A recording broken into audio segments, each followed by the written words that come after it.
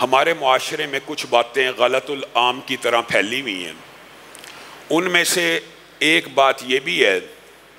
کہ آپ نے نوٹ کیا ہوگا، عورتیں بازاروں میں جا رہی ہیں، عورتیں پارلیمنٹ کا حصہ ہیں، عورتیں سیاست کا حصہ ہیں، عورتیں ہر کام کر رہی ہیں، لیکن عورتوں کا مسجد میں آنا معیوب ہے۔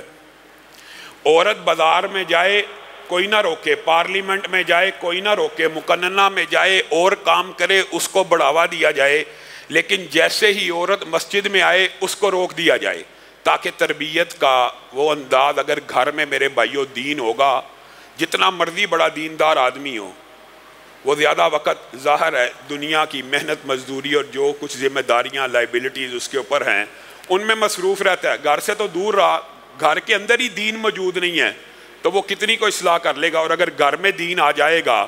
باہر جتنی دیر مرضی رہے، گھر واپس آئے گا، دین گھر میں ہوگا، اس کی بھی اصلاح ہوگی۔ تو عورتوں کی تربیت کے لیے بہترین جگہ مساجد ہیں، اور اللہ کی بندیوں کو یہ حدیث صحیح ہے کہ مسجدوں میں آنے سے نہ روکا جائے، لیکن مسجد میں آنے کے بھی کچھ آداب ہیں۔ رسول اللہ صلی اللہ علیہ وسلم نے، آج میں نے آپ کے سامنے صرف 2 باتیں رکھنی ہیں، اور اگر موقع اسی بات کو اگلے درس میں بھی کنٹینیو کریں گے کہ لا تقربوا الزنا انہ کان فاحشۃ وساء سبیلا، یہ جو زنا ہے اس کے قریب بھی نہیں پھٹکنا۔ یہ قرآن پاک میں آپ کو کہیں نہیں ملے گا کہ زنا مت کرو، ولا تقربوا الزنا، زنا نہ کرنے کی صفت عباد الرحمن کی ہے، ولا یزنون، کہ وہ زنا نہیں کرتے، اور مومنون کی صفت بھی ہے فلاح پانے والے، والذین هم لفروجہم حافظون، کہ وہ اپنی شرمگاہوں کی حفاظت کرتے ہیں، مرد اور عورت۔ لیکن زنا کے گناہ اور سنگینی کے اوپر اللہ رب العزت نے یہ کہا لا تقربوا الزنا انہ کان فاحشہ۔ یہ تخلیق کائنات کے دن سے، آدم کی پیدائش سے لے کے بری بات ہے۔ مسجدوں میں عورتوں کا آنا مستحب عمل ہے، آنا چاہیے تربیت کے لیے، لیکن رسول اللہ صلی اللہ علیہ وسلم نے وہاں پہ بھی ان کی کچھ اصلاح کر دی۔ ایک عورت بن ٹھن کے، فخر و افتخار کے ساتھ، خوشبو کو لگا کے، میک اپ کر کے مسجد میں آئی تو رسول اللہ صلی اللہ علیہ وسلم نے اس کو روک دیا۔ اور بعض احادیث کے اندر یہ بھی آتا ہے کہ رسول اللہ صلی اللہ علیہ وسلم نے یہاں تک کہہ دیا جو عورت خوشبو لگا کے آئے وہ ہمارے ساتھ عشاء کی نماز کو ادا نہ کرے۔ میرے بھائیو، یہ جو نکاح کے، یہ جو زنا کے مقدمات ہیں، دباچے ہیں، ان میں نظر، اختلاط، مخلوط محافل، نظر کا بے دریغ استعمال، اور زنا کے جو مقدمات اور دباچے ہیں ان میں خوشبو کا خاص طور پہ ذکر یہ کیوں رسول اللہ صلی اللہ علیہ وسلم نے کیا ہے؟ ہوتا یہ ہے اگر عورت خوشبو لگا کے چل رہی ہے تو اس خوشبو کا مردوں کے ناکوں سے ٹکرانا ایک لامحالہ بات ہے، پھر اس خوشبو کی طرف متوجہ ہو جانا ایک لامحالہ بات ہے۔ عورت جتنے مرضی حجاب نقاب میں موجود ہو، لیکن اگر خوشبو لگائی ہوگی تو انسان غیر ارادی طور پہ، غیر فطری طور پہ اس خوشبو کی طرف متوجہ ہوگا۔ پردے کے اندر بھی موجود ہے تو خوشبو کی ممانعت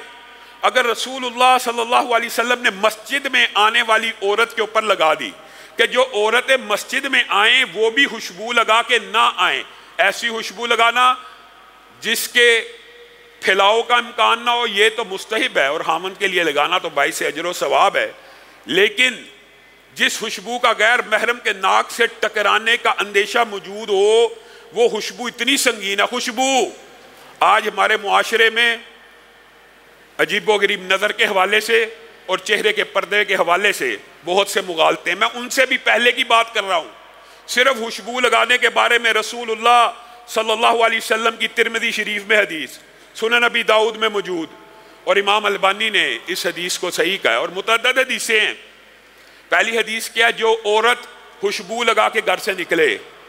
اس نیت کے ساتھ، بعض محدثین نے یہاں پہ نیت کی تخصیص کی ہے کہ حدیث کا لفظ اس بات کے اوپر دلالت کرتا ہے کہ یہ خوشبو مرد بھی سونگھ لیں، عورتیں بھی سونگھ لیں۔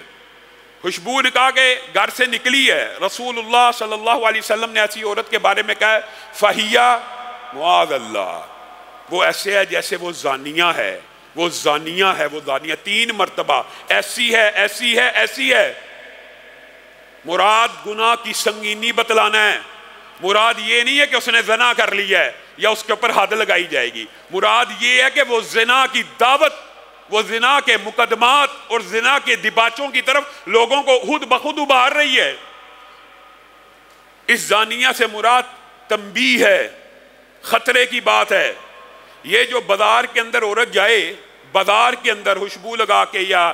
مارکیٹوں میں خوشبو لگا کے پھر رہی ہے، یہ حدیث اس کے بارے میں ہے۔ اور جو مسجد میں خوشبو لگا کے آئے، مسجد کے اندر بھی رسول اللہ صلی اللہ علیہ وسلم نے خوشبو لگانے سے منع کیا۔ دنیا کی سب سے پاکیزہ، مطہر، معطر جگہ جہاں پہ فرشتوں کا، رحمتوں کا، سکینتوں کا نزول ہوتا ہے، ان مساجد میں آپ نے پہلے معاشرے کا بیڑا غرق کیا، عورتوں کو مسجدوں سے دور کر دیا۔ لیکن ان مساجدوں میں بھی نبی کریم نے خوشبو لگا کے آنے سے منع کیا ہے، تو کیا بازاروں، سینما گھروں میں، یہ چوکوں اور چراہوں کے اوپر، یہ سڑکوں کے اوپر، یہ مالز کے اندر، یہ شاپنگ مالز کے اندر اجازت ہو سکتی ہے؟ دنیا کے پاکیزہ ترین محلات اللہ کے گھر ہیں، اگر یہاں پہ بھی خوشبو لگانے کی اجازت نہیں ہے تو بازاروں میں کیسے ہو سکتی ہے؟ اعتدال کا مظاہرہ کرنا ہے۔ ایک طرف ایسی سختی، مسجدوں میں آنا ہی نہیں، اب عورتیں ساری بازاروں میں ہی پھرتی رہتی ہے، پورا رمضان بھی عید کی شاپنگ ہی ہو رہی ہے، مسجدوں سے دور کر دو، جنازے نکال دیے اپنے گھر سے دین کے۔ اور دوسری بات، اگر آ بھی رہی ہیں، اگر بازاروں میں جا رہی ہیں، وہاں پہ خوشبوئیں لگا رہی ہیں، یہ وہ حدیث کے الفاظ ہیں جو مسجد میں آئے۔ بعض نے اس کی سند کے اوپر اعتراض کیا ہے، لیکن مفہوماً دیگر شواہد اس حدیث کا جو ترمذی کی ہے وہ بھی اس کی تائید کرتی ہے۔ رسول اللہ صلی اللہ علیہ وسلم تنبیہ تو کر رہے ہیں، خوشبو لگانے والی کے اوپر زنا کی حد نہیں ہے، لیکن سمجھانا مقصود تو ہے نا کہ یہ اتنا سنگین جرم ہے۔ جیسے رسول اللہ صلی اللہ علیہ وسلم نے سمجھانے کے لیے کہا تھا نگاہیں زنا کرتی ہیں،